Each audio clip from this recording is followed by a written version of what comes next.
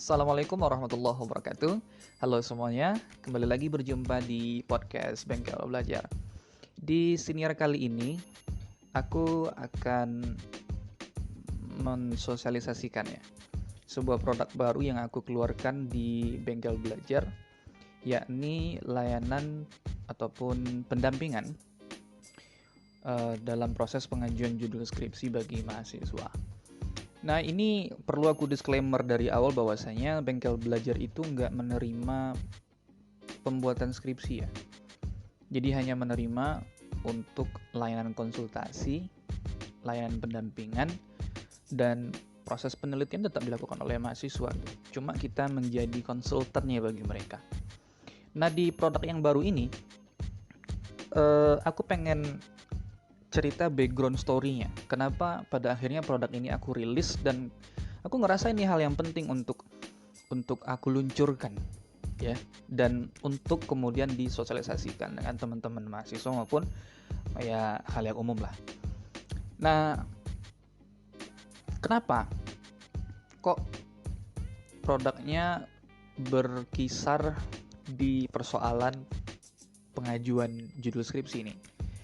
Nah, kita akan mulai sosialisasinya atau untuk menceritakan background story-nya kenapa produk ini aku bikin dari sebuah kasus yang dialami oleh mahasiswa. Aku nggak akan sebut namanya, aku juga tidak akan sebut variabel penelitiannya seperti apa karena nanti bisa dilacak kan. Dan nanti kalian bisa tahu orangnya siapa gitu. Nah, jadi mahasiswa ini datang ke aku ketika dia sudah melaksanakan penelitian dan pengumpulan datanya sudah dilakukan.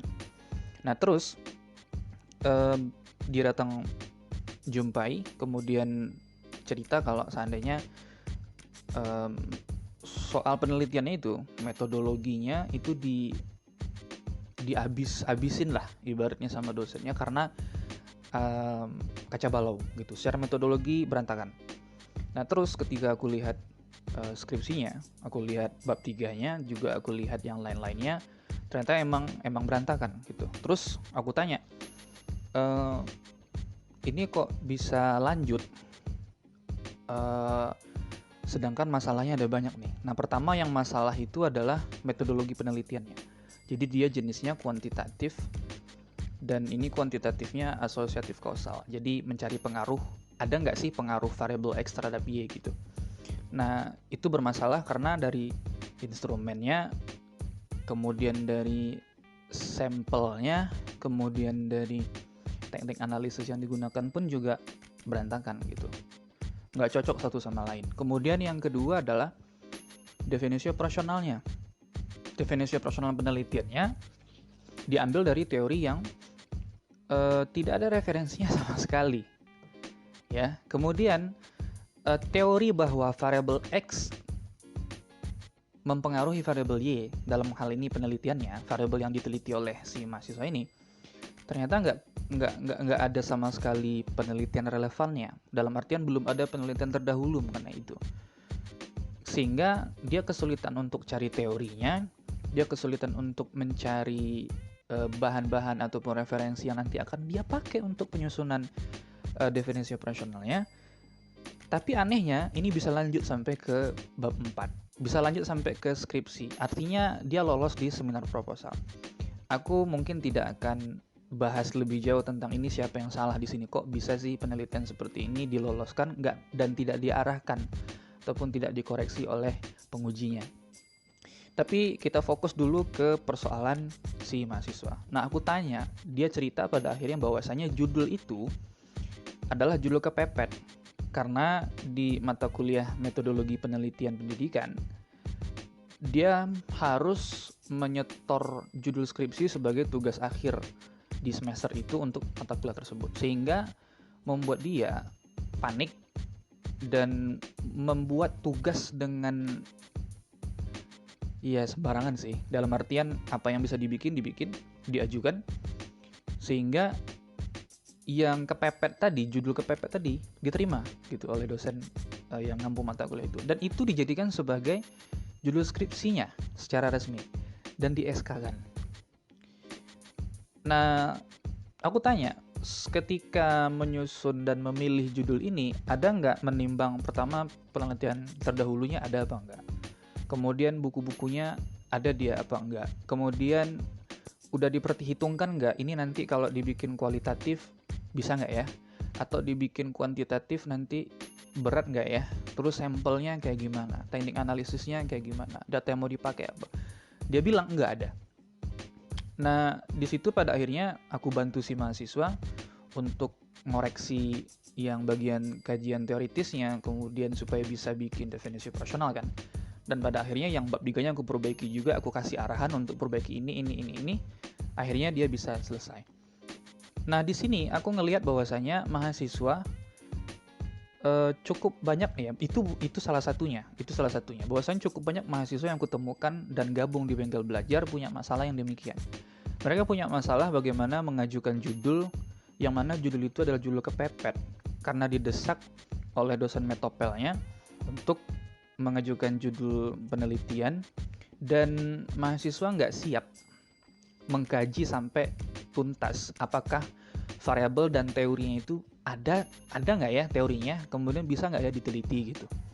Nah di sini aku ngelihat bahwasanya harusnya mereka dikasih pendampingan dan ini ya aku paham juga bukan tugasnya si dosen metopel sih. Dosen metopel kan tugasnya yang ngajar gitu dan ngasih arahan juga tipis-tipis gitu karena memang tidak akan sampai seintens itu gitu karena keterbatasan waktu dan juga tenaganya kan.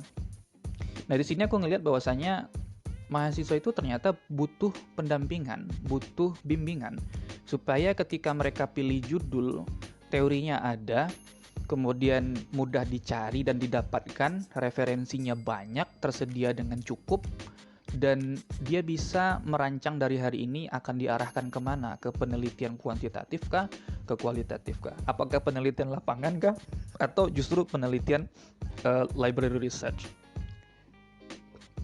Jadi itu background story-nya kenapa produk ini aku bikin. Kenapa pada akhirnya produk Bengkel Belajar ini yang layanan pendampingan pengajuan judul itu aku rilis. Nah di sini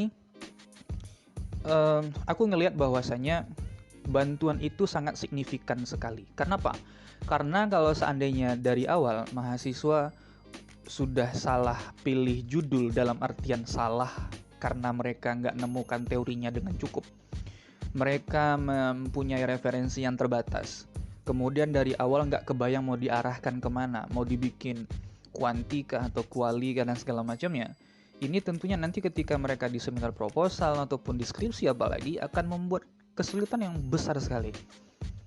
Karena cukup banyak juga mahasiswa yang kulihat justru karena masalah yang seperti itu mereka mandek di skripsinya. Ya, dan meskipun ya tetap diloloskan gitu oleh pengujinya. Nah, di sini pada akhirnya jelas pertama kondisi seperti itu akan menyulitkan mahasiswa untuk menyelesaikan skripsinya. Kemudian yang kedua ya jelas kreditnya kan, dalam artian mutu dari karya ilmiah yang mereka hasilkan tentu nggak inilah. Aku nggak mau bilang memalukan ya, tapi biasanya akan asal-asalan gitu. Diterbitkan jadi jurnal, dibaca banyak orang, kalau aku sih bakal malu gitu.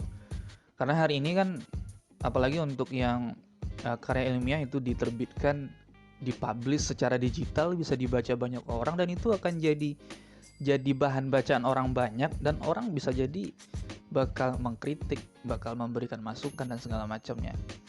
Ya ini sih pengaruhnya ke kredit kita sebagai lulusan dan mahasiswa ya. Termasuk juga institusinya atau kampusnya gitu. Maka dari itu, inilah alasanku kenapa pada akhirnya layanan pengajuan judul ini aku bikin dan aku rilis ke publik untuk bisa dijadikan sebagai produk di Bengkel Belajar. Sekian teman-teman sekalian, buat mahasiswa yang dalam proses pengajuan judul hari ini, kalau memang butuh bimbingan atau bantuan pendampingan supaya bisa merancang judul penelitiannya dan penelitiannya di hari ini supaya nggak kecele nanti di proposal maupun nggak kecele di skripsinya, boleh gabung dan pakai produk ini. Kontak tersedia. Terima kasih. Promonya tipis-tipis aja. Mudah-mudahan bermanfaat. Sudut pandang ini mudah-mudahan membuat kita sadar bahwasanya merancang penelitian seperti skripsi itu bukan pekerjaan yang mudah dan harus benar-benar tepat langkahnya dari awal. Oke, Assalamualaikum warahmatullahi wabarakatuh.